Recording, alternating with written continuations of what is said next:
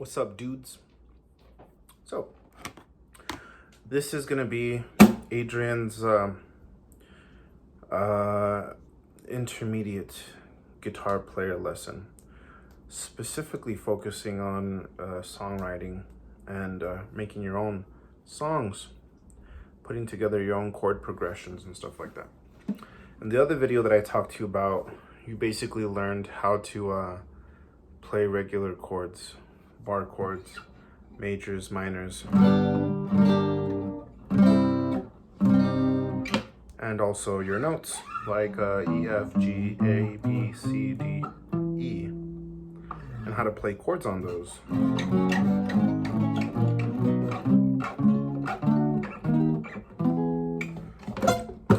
You should know what all those are called already. So we're gonna get into a couple of things here. It's gonna be a little scary, but it's gonna be extremely rewarding. These are secrets that a lot of people don't know, and it will blow you away how to use these powerful tools. And I should only really teach this to specific people who are serious about learning guitar. So hopefully you're that person, and hopefully this knowledge does you good. These are some big time secrets that I only learned from the absolute best guitar players that I know. So let's get started. Might be a long video. All right. First thing that we're gonna go over is intervals. Intervals has to do with how notes all connect with each other and what they mean. So when you choose a note or a key that you're gonna play a song in, for example, we're gonna focus on A in this lesson because it's very common or very simple, and it's right in the middle of the fretboard. This is what you call your root note. This is where everything begins. If the song kind of begins in A, or it's in the key of A, or the chord itself, creating chords, this is like the root and the beginning of everything, really. And every note surrounding that A means something. So this note means something.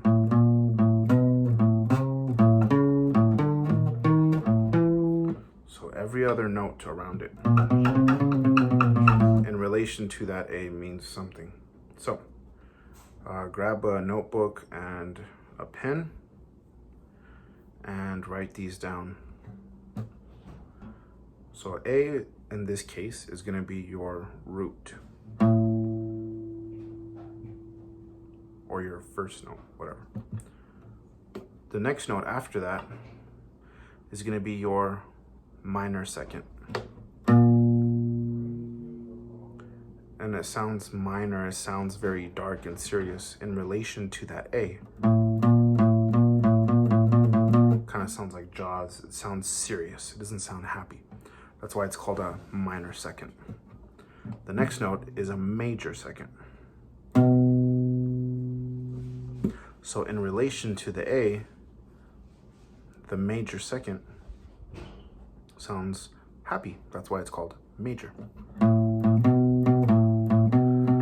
I'm very happy versus the minor second. Very different sounds in relation to the A. Let's go to the next one. Minor second, major second. What is this? This is minor third now. So this is your minor third. Write these in order. I have them written right here. Your root, your minor second, your major second, your minor third, and we'll go through all these. You can pause that if you want. So in relation to the A, minor second, major second, minor third,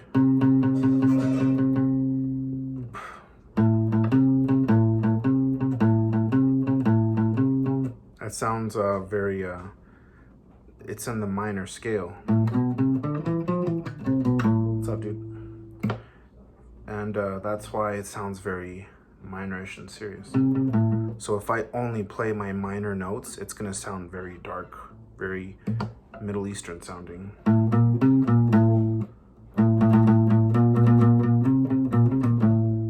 That sounds very like, whoa, because those are my minor notes. What comes after minor third? Well, major third. And you can either play it here, but it's a far stretch to reach down so long. So you can reach down all the way out there, or you can just go to the same note over here on the A string. So what note is this? This is a C sharp. So you can play the C sharp here or here. So your major third in relation to this A is a C sharp, is right here. That's why it sounds very happy sounding. So if I just play my major notes, that sounds a little too happy-go-lucky. And if you start to play your major scale, which you should know already, or your major pentatonic scale, it might sound like this.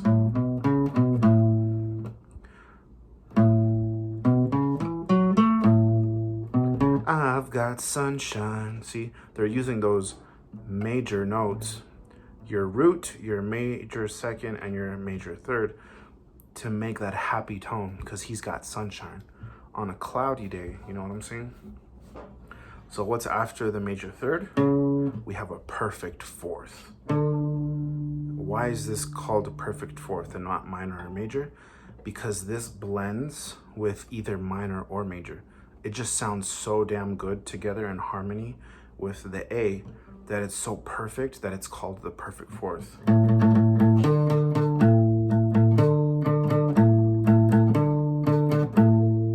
So you can either play minor with that fourth, and it sounds good. That sounds so good in minor. Now let's use the perfect fourth in major. That's the part of the major scale. It also sounds excellent.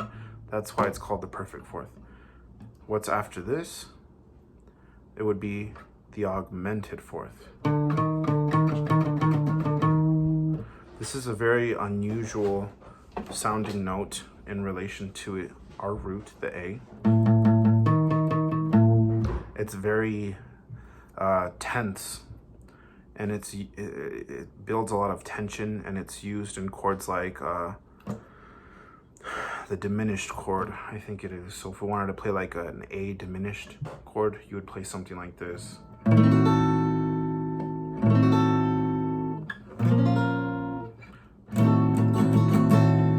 I think George Harrison, is that his name? George Harrison? What's the guitarist Beatles name? George Harrison? It is George Harrison, yeah. I think George Harrison uses this in My Sweet Lord. He uses a diminished chord. And you'll hear it because it sounds so peculiar and so stand out. It stands out a lot. It's like, whoa, what is that? But it's really cool to build tension in songs. But it's not used very often. So that's our augmented fourth. So the next note after that is our perfect fifth. So this is also called perfect because it works with minor or major, just like the perfect fourth. So if we wanted to do just minor, it works. That sounds smooth. If we wanted to do just major, it also works. That's why it's called the perfect fifth. It's even used in the power chord.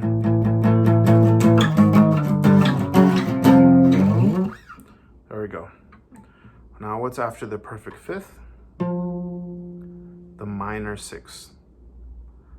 So the fourth and the five just have perfects. They don't need a minor or major. So after the perfect fifth, we go to the minor sixth.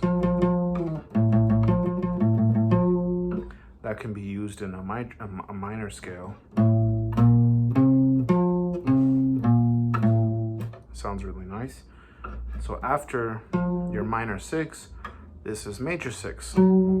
But since it's so darn far away and you have to like stretch your finger to reach it, we're just gonna play it on the next string over, which is the D string, right here. So in relation to the A, we're gonna play it over here. That's why if you play like a 6 chord,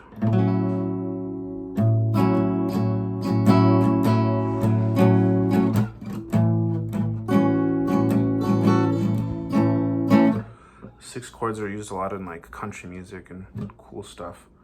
They're very emotionally pretty, colorful chords. So that's why it's called a major 6 note. So in relation to our A, that's a major 6. Now next one over is a minor 7. And that's, in jazz, we use minor 7 in the minor 7 chord, for example.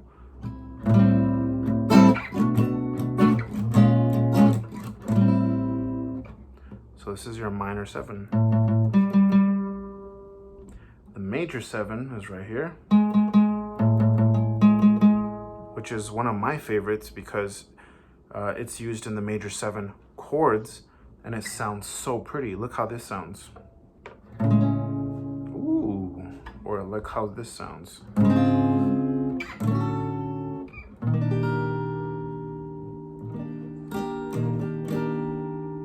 Sounds so pretty. And that's why this is called this is the major 7 interval in relation to our A.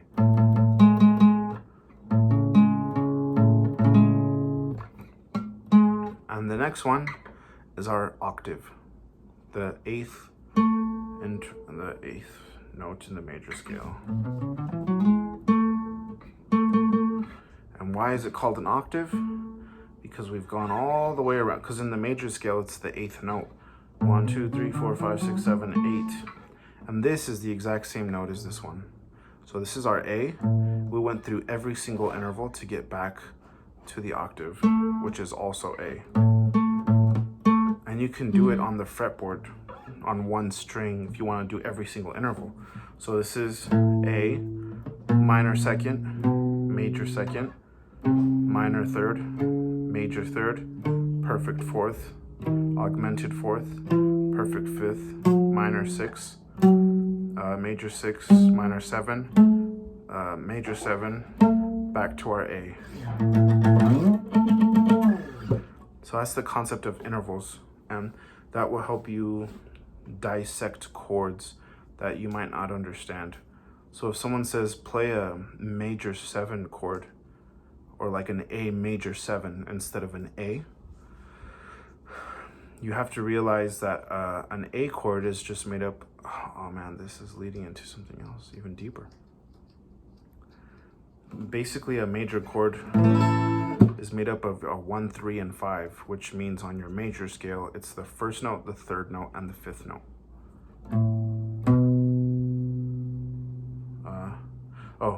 First note, 3rd note, 5th note. And your major 7 is made up of your 1st, your 3rd, and your 7. Or is it your 1st, your 3rd, your 5th, and your 7? I don't remember. Let me see. I have this really amazing book that tells you. Yeah, it's your 1, 3, and 7. So it would be 1, your 3, and your 7.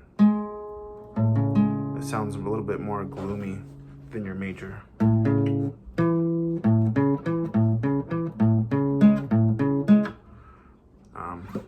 So that's how a major 7 chord is used, or a minor 7, you'll be using your minor 7 interval notes.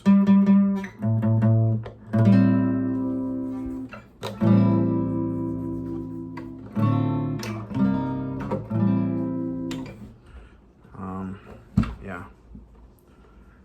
So I hope that teaches you something, and if you really don't get it, just write in the comments. I'm always on my phone, so I'll respond and I'll tell you what you need to know. Okay, that's lesson number 1. Take a break, go for a run. Lesson number 2. Now we're gonna go over song structures and simple song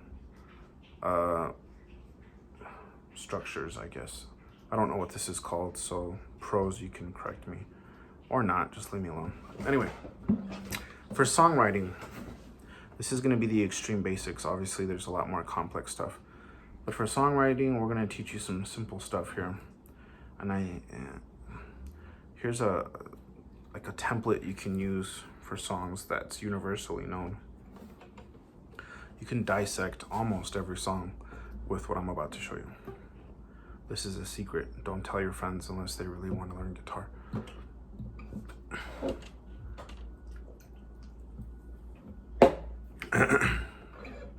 Let's start in the key of G this time. So play a G major chord or just a G chord. Bar chord for this lesson.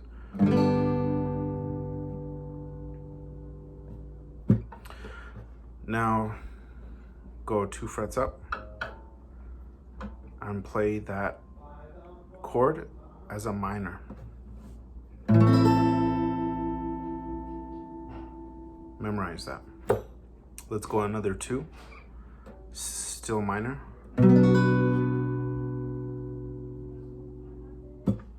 So what do we have so far? We have G, A minor, B minor. That sounds very nice together, doesn't it? Yeah, it definitely does. Now let's go to our A string. Let's play some chords on that one. Now we're gonna play our C chord, bar chord. Let's go up 2.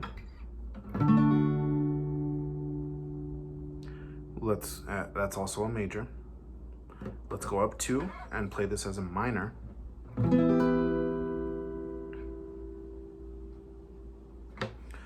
So what did I just play right there? I played a C chord, a D chord, and a, what is this? E minor chord.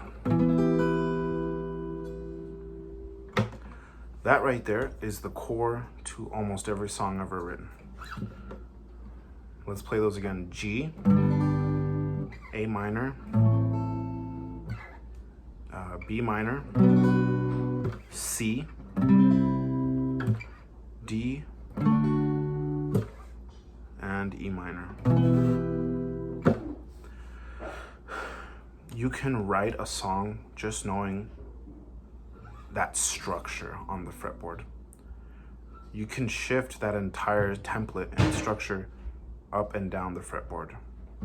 So let's say if we wanted to start in right here instead, F sharp, you would just play here, up 2 minor, up 2 minor, play the other chord here, which is a major, up 2 major, up 2 minor. As long as, okay, so and so you can do that anywhere. Let's say I wanted to start here. Do it again. Major, always start major for this lesson.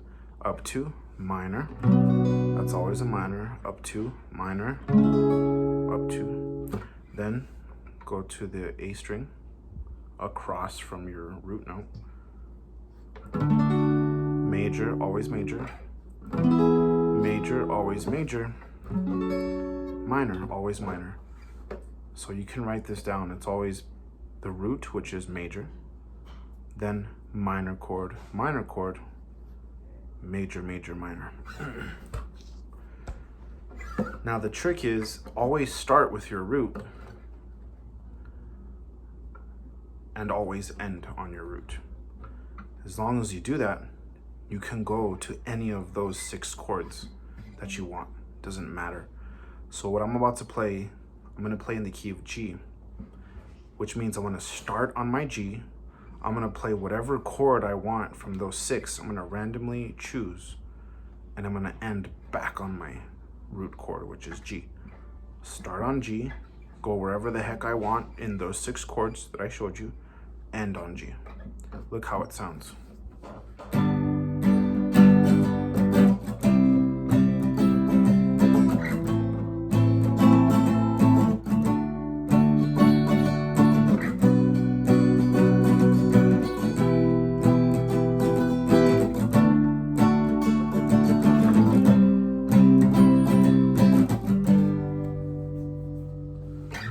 that sounds like a full song. And I just improvised. I don't even know what I was playing. But what did I do? I started on my G. I went to any of those 6 chords in any order that I wanted to. And then I landed back on my G.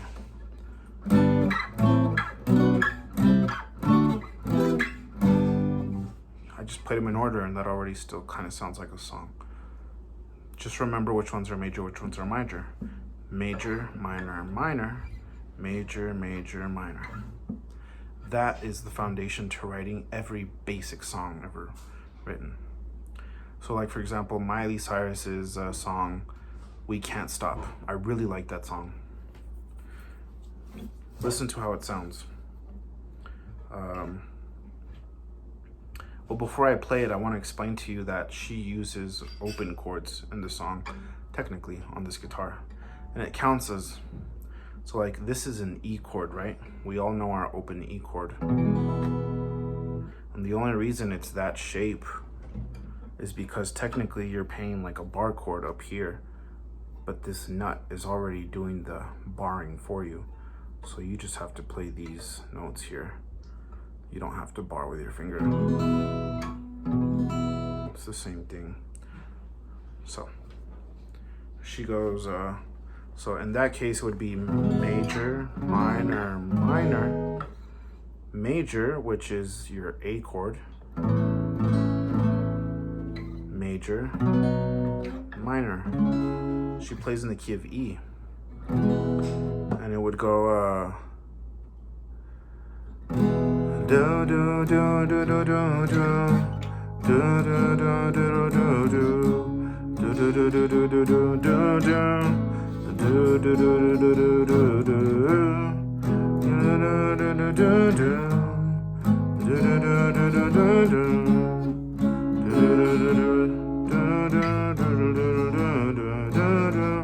so la da dee da dee, and we like to party and hang out with Molly and do whatever we want.